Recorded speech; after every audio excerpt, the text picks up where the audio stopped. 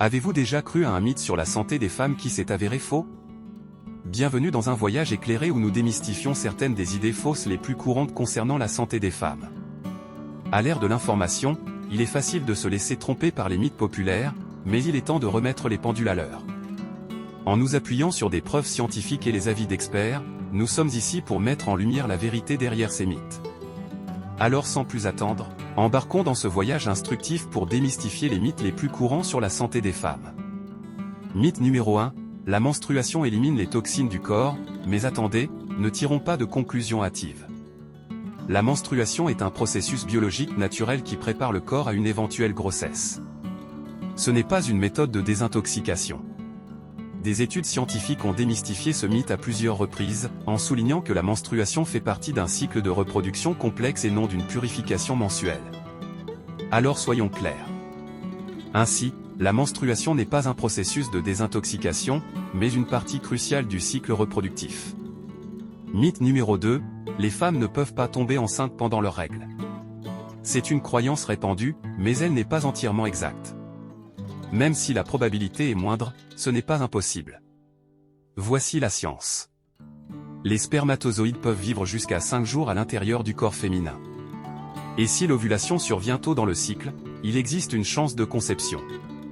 Ainsi, même si les chances sont minces, elles ne sont pas nulles. La vérité est que les femmes peuvent effectivement tomber enceintes pendant leurs règles. Troisième mythe, un cycle menstruel normal dure exactement 28 jours. Maintenant, démystifions cela. Les cycles menstruels sont aussi uniques que les femmes qui les subissent. Ils peuvent varier considérablement selon les individus et même fluctuer d'un mois à l'autre pour une même femme. Des études scientifiques ont démontré ce fait à maintes reprises. Il est tout à fait normal d'avoir un cycle menstruel plus court ou plus long que 28 jours. Ainsi, et il n'existe pas de règle stricte selon laquelle un cycle menstruel doit durer exactement 28 jours. Mythe numéro 4, la contraception hormonale entraîne une prise de poids. Même s'il est vrai que certaines femmes peuvent subir des changements de poids, il est important de préciser qu'il ne s'agit pas d'un effet universel. Il n'y a pas de lien de causalité directe entre la contraception hormonale et la prise de poids. Des études scientifiques ont maintes fois démystifié ce mythe, soulignant que de nombreux facteurs, tels que l'alimentation et les habitudes d'exercice, jouent un rôle plus important dans les changements de poids. La contraception hormonale n'entraîne donc pas nécessairement une prise de poids. Mythe numéro 5, les femmes ne devraient pas faire d'exercice pendant leurs règles. Cette idée fausse très répandue ne pourrait être plus éloignée de la vérité. En fait, pratiquer des activités physiques pendant les règles peut aider à soulager les crampes inconfortables et à améliorer considérablement l'humeur. Les études scientifiques ont constamment démontré que l'exercice libère des endorphines, les analgésiques naturels de notre corps, qui peuvent aider à contrer l'inconfort menstruel. Alors, au lieu d'éviter la salle de sport, envisagez d'adopter l'activité physique dans le cadre de votre routine de soins personnels pendant vos règles. Par conséquent, plutôt que de l'éviter, l'exercice peut être bénéfique pendant la menstruation.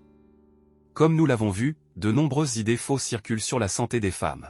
Nous avons démystifié les mythes selon lesquels les menstruations éliminent les toxines, l'impossibilité de tomber enceinte pendant une période correspondant exactement à la durée d'un cycle menstruel, la contraception hormonale provoquant une prise de poids. Et l'idée que les femmes ne devraient pas faire d'exercice pendant leurs règles. Ce ne sont là que quelques-uns des mythes qui circulent. N'oubliez pas de toujours rechercher des sources fiables et de consulter des professionnels de la santé pour obtenir des conseils concernant la santé des femmes. La connaissance, c'est le pouvoir et il est temps de donner aux femmes la vérité sur leur corps.